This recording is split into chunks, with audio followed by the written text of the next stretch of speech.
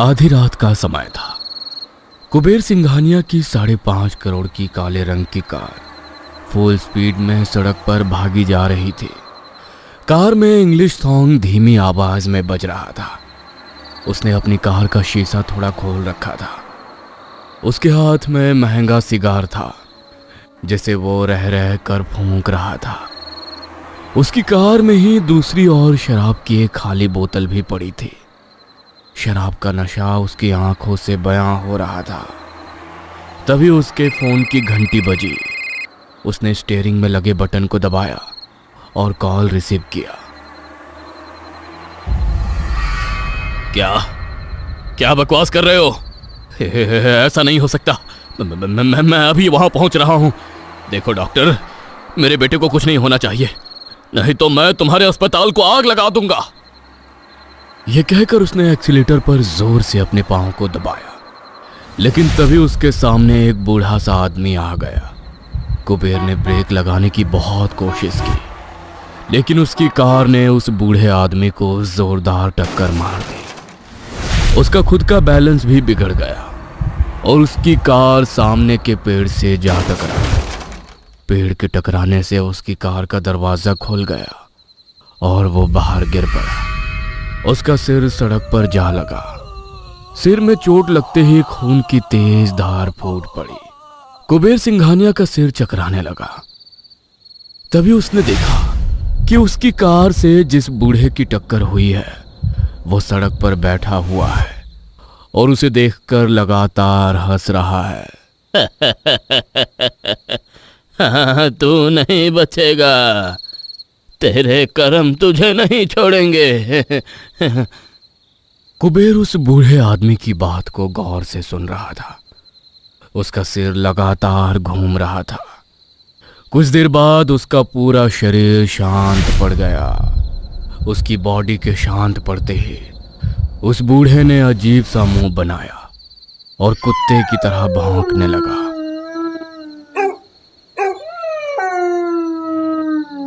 उस समय कोई उस बूढ़े को देख लेता तो उसका हार्ट फेल हो जाता। उसका चेहरा बहुत ही भयानक हो गया था और कुत्ते की आवाज तो वो ऐसे निकाल रहा था जैसे कि वो खुद एक कुत्ता हो। कुछ देर बाद बहुत सारे कुत्ते कुबेर सिंघानिया की बॉडी के आगे इकट्ठे हो गए। जंगली कुत्ते थे वे, जो हाईवे के पास वाले जंगल में रहते थे। कुत्तों के इकट्ठा होते ही उस बूढ़े ने उन कुत्तों को कुछ इशारा किया और उनकी तरफ पोटली नुमा कुछ फेंका। कुत्तों ने उस पोटली को सूंघा। उसके बाद पहले तो वो सभी कुबेर सिंघानिया की बॉडी को देखकर लगातार भौंकते रहे और फिर उन्होंने उसके मृत शरीर पर हमला कर दिया। वे उसकी बॉडी के अंगों को खा रहे थे और अजीब तरह से गुर्रा रहे थे। दूर बैठा वो बूढ़ा रहस्यमय मुस्कान के साथ जोर जोर से हंस रहा था। लेकिन कुछ देर बाद ही सब बदल गया। अचानक कुबेर सिंघानिया के शरीर में हलचल हुई। असल में वो मरा नहीं था, वो गहरी बेहोशी में चला गया था और जैसे ही उसे होश आया उसे तेज दर्द का एहसास हुआ।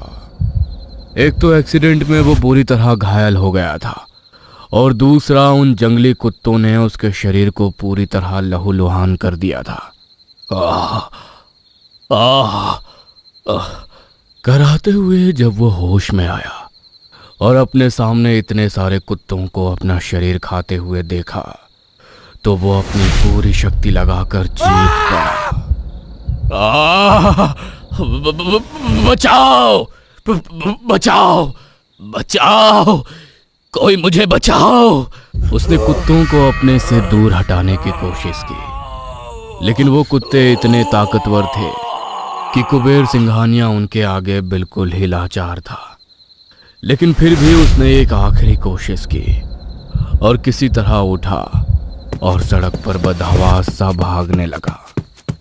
उसे भागता देख सारे के सारे कुत्ते भी उसके पीछे भागे। कुबेर सिंघानिया भागा जा रहा था, लेकिन तभी अचानक सामने से एक ट्रक आया।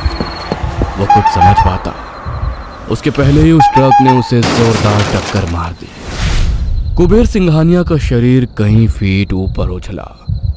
वह एक बार फिर से जोर से चिल्लाया। दूर खड़ा वो बूढ़ा एक बार फिर से जोर जोर से हंस रहा था। कुबेर सिंघानिया उस बूढ़े की ओर देख रहा था और बचाओ बचाओ चिल्ला रहा था। बचाओ, मुझे बचाओ। वो बूढ़ा वही है जो मुझे मारना चाहता है। यह सब उसी का किया धरा है। बचाओ बचाओ, मुझे ले चलो यहां से। मेरे बेटे का एक्सीडेंट हो गया।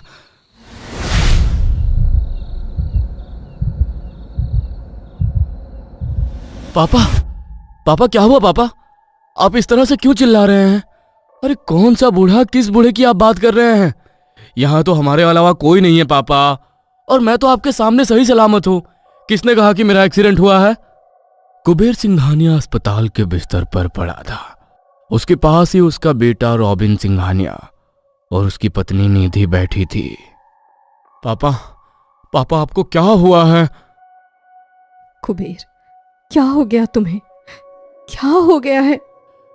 कुबेर सिंघानिया रॉबिन और निधि की बातों को सुनकर पहले तो उन्हें घूर घूर कर देखता है और फिर खुद को देखता है। उसे ना तो कहीं चोट लगी थी और ना ही कुत्तों ने उसे कोई नुकसान पहुंचाया था। कुबेर सिंघानिया खुद को घूर घूर कर देख ही रहा था। तभी डॉक्टर संजय वहां पहुंच गए। डॉक्टर संजय कुबेर सिंघानिया के बेस्ट फ्रेंड थे। पिछले 1 महीने से कुबेर उन्हीं की मेंटल अस्पताल में एडमिट था।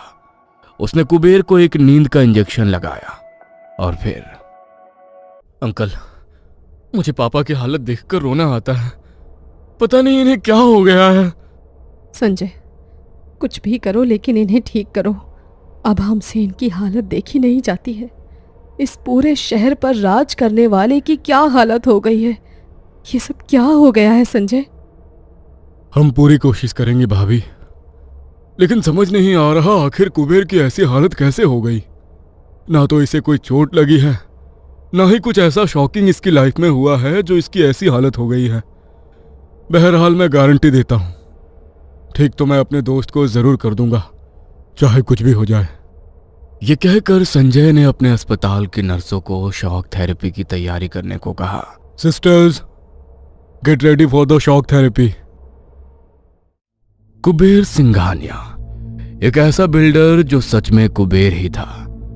उसके पास इतना पैसा था कि उसे खुद ही नहीं पता था कि उसके पास कितना पैसा है। सालारगंज शहर का वो ऐसा बिल्डर था जिसने जो जमीन पसंद कर ली वो उसकी हो गई।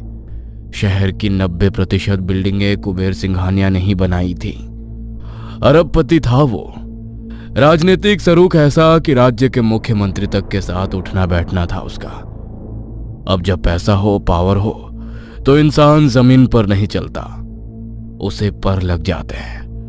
घमंड में वो इतना चूर रहता कि उसे अपने आगे हर कोई कीड़े मकोड़े नजर आते हैं। कुबेर के परिवार में उसकी पत्नी निधि के अलावा उसका इकलौता बेटा रॉबिन सिंघानिया था। अपने पिता की तरह ही उसे हर बड़ी बिल्डिंग पर कुबेर प्रॉपर्टीज लिखवाना था, और घमंड में तो वो अपने बाप का भी बाप था। लेकिन उसका घमंड भी इन दिनों अस्पताल के अपने बीमार पिता को देखकर मिट्टी में मिल गया था। उसके करोड़ों रुपए भी उसके पिता को ठीक नहीं कर पा रहे थे। कुबेर सिंघानिया पिछले 1 महीने से मेंटल अस्पताल में था। दवाएं, शॉक थेरेपी और चिंता की लाखों लकीरों ने उसके चेहरे की सारी चमक छीन ली थी। किसी को कुछ भी समझ में नहीं आ रहा था कि आखिर कुबेर की ऐसी हालत कैसे हो गई। उसी शाम की बात है। कुबेर चुपचाप अस्पताल के बेड पर लेटे हुए अस्पताल की खिड़की से बाहर की ओर देख रहा था।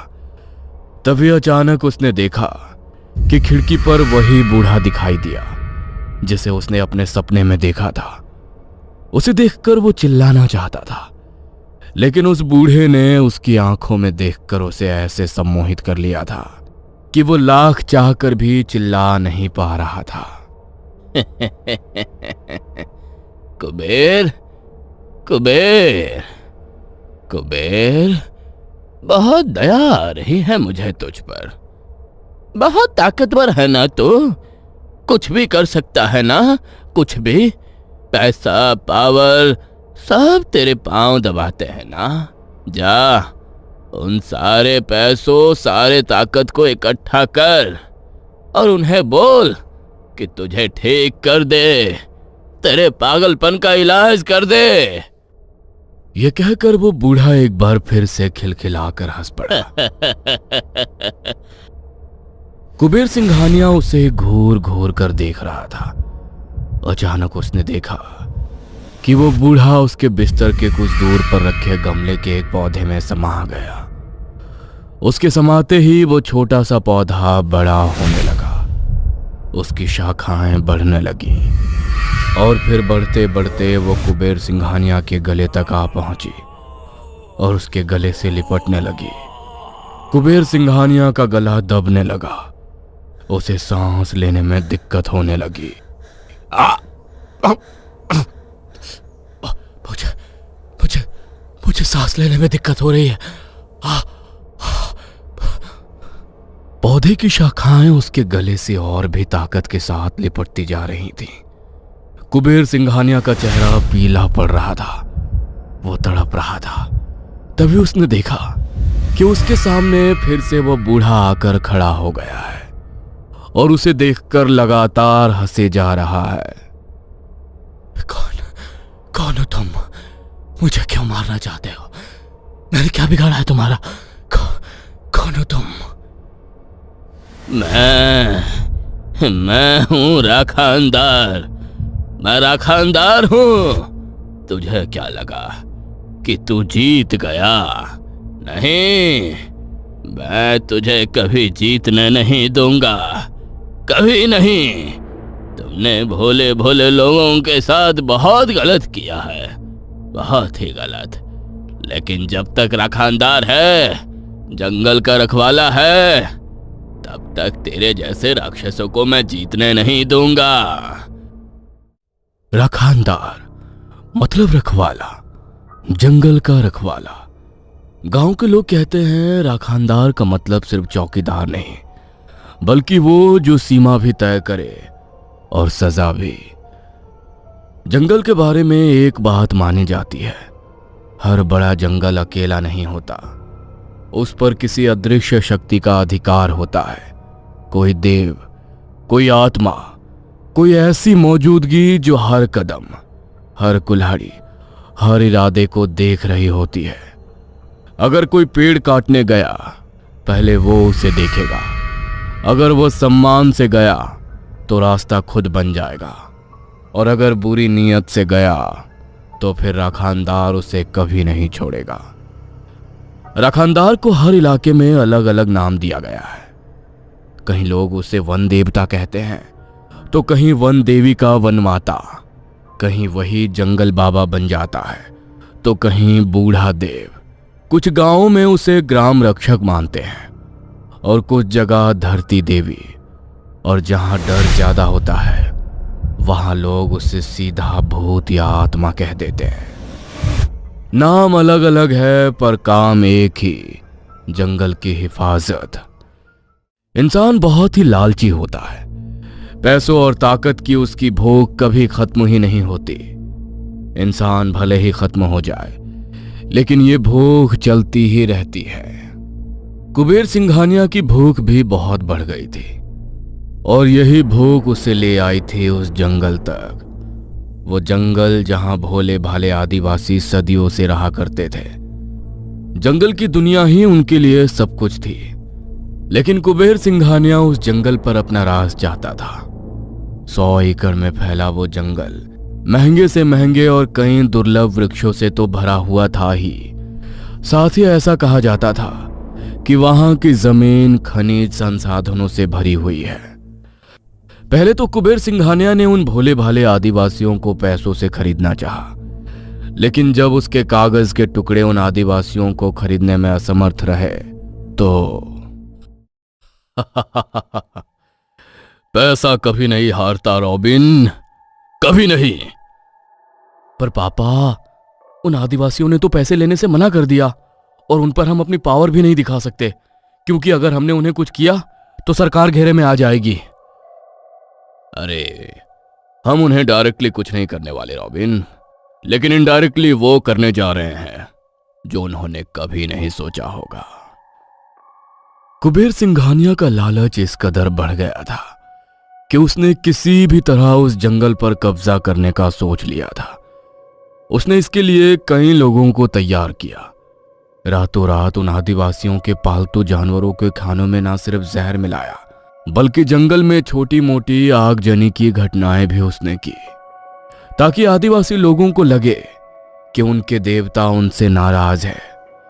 इन घटनाओं से आदिवासी लोग डर भी गए थे, लेकिन वो अभी भी जंगल नहीं छोड़ना चाहते थे।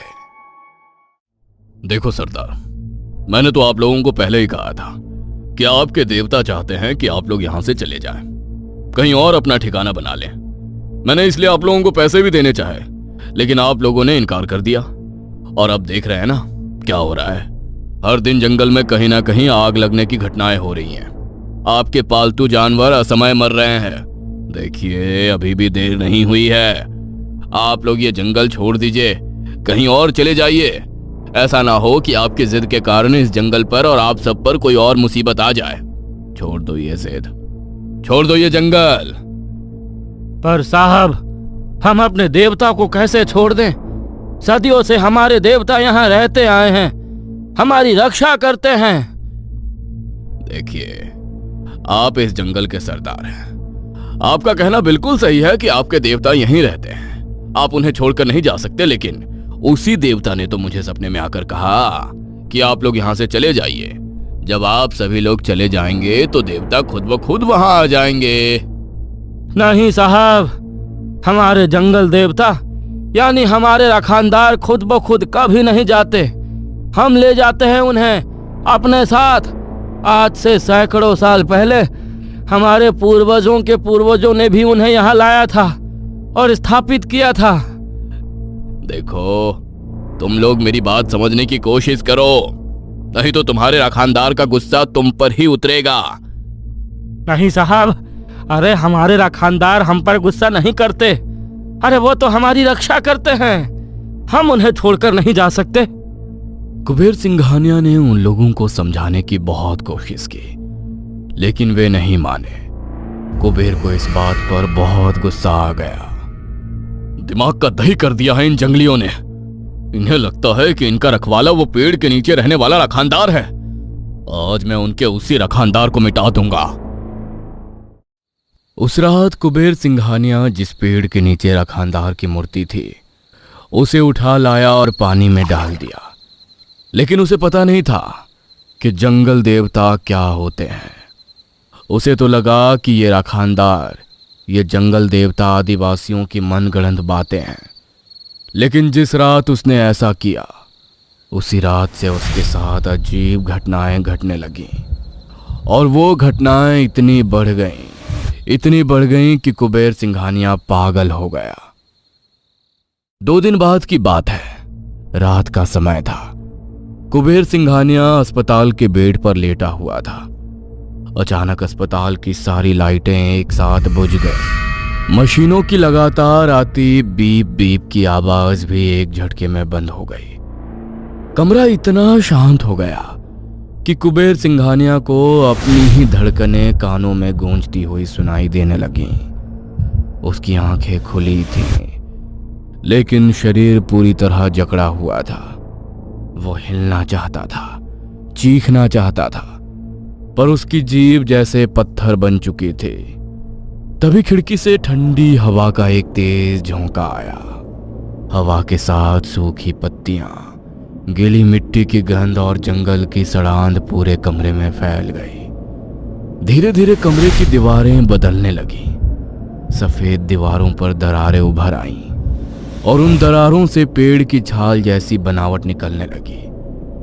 अस्पताल का कमरा अब कमरा नहीं रहा, वह जंगल बन चुका था। फर्श के बीचों बीच एक गहरी दरार पड़ी। उस दरार से सबसे पहले एक हाथ बाहर आया, लंबा, काला, लताओं से लिपटा हुआ। फिर पूरा शरीर बाहर निकला। वह वही बूढ़ा था, लेकिन अब इंसान की तरह कहाँ था वो।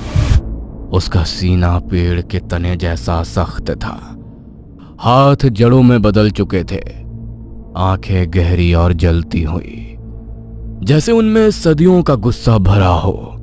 वो राखानदार था। राखानदार ने एक कदम आगे बढ़ाया। जैसे ही उसका पैर जमीन पर पड़ा, पूरा कमरा कांप उठा। कुबेर सिंघानिया, तूने जंगल को सिर्फ काटा नहीं, तूने उसकी आत्मा को छेड़ा है। तूने मेरे आदिवासी बच्चों को बहुत सताया है। कुबेर की आंखों से आंसू बहने लगे। डर से उसका शरीर थरथरा रहा था। मैं सब लौटा दूंगा, उसने कांपती हुई आवाज में कहा। जमीन, पेड़, आदिवासी, सब। राखानदार की आवाज गूंज उठी, गहरी, भारी, जैसे पूरा जंगल बोल रहा हो। जंगल भीख नहीं लेता। अचानक जमीन से सैकड़ों जड़ें निकल आईं। उन्होंने कुबेर के पैरों को कसकर पकड़ लिया। कुबेर ने दर्द से चिल्लाना चाहा, लेकिन जड़ें उसके मुंह के अंदर तक घुस गई। उसकी चीख गले में ही दब गई। जड़ें धीरे धीरे उसकी टांगों, कमर, छाती और गर्दन को जकड़ती चली गईं। उसका शरीर जमीन के अंदर खींचा जाने लगा। आंखें बाहर की ओर फटी रह गईं। नाखून टूट गए, खून मिट्टी में मिल गया और कुछ ही पलों में कुबेर सिंघानिया पूरी तरह धरती के भीतर समा चुका था। जहां वो था, वहां जमीन अपने आप बंद हो गई। कुछ सेकंड बाद उसी जगह से एक छोटा सा पौधा उग आया। अगली सुबह डॉक्टरों को कुबेर का शरीर कहीं नहीं मिला। रिपोर्ट में लिखा गया कि मरीज रहस्यमयी तरीके से लापता। लेकिन जंगल जानता था, राखानदार मौत नहीं देता, वो इंसान को उस जमीन का हिस्सा बना देता है जिसे उसने लूटना चाहा था। कुबेर सिंघानिया के इस तरह गायब होने के 1 साल के बाद उसके परिवार ने उसे मरा हुआ मान लिया। लेकिन उसका बेटा उसके जंगल पर कब्जे को पूरा करना चाहता था, इसलिए उसने भी अपने पिता की तरह कोशिश की। लेकिन उसी रात उसका शरीर कई टुकड़ों में जंगल में मिला। लोग कहते हैं कि जंगली जानवरों का वो शिकार बन गया, लेकिन जंगलवासी जानते थे कि राखानदार जंगल की ओर गलत निगाह डालने वाले किसी को नहीं छोड़ता, किसी को नहीं। दोस्तों, अगर ये कहानी आपको पसंद आई हो तो हमें सब्सक्राइब करें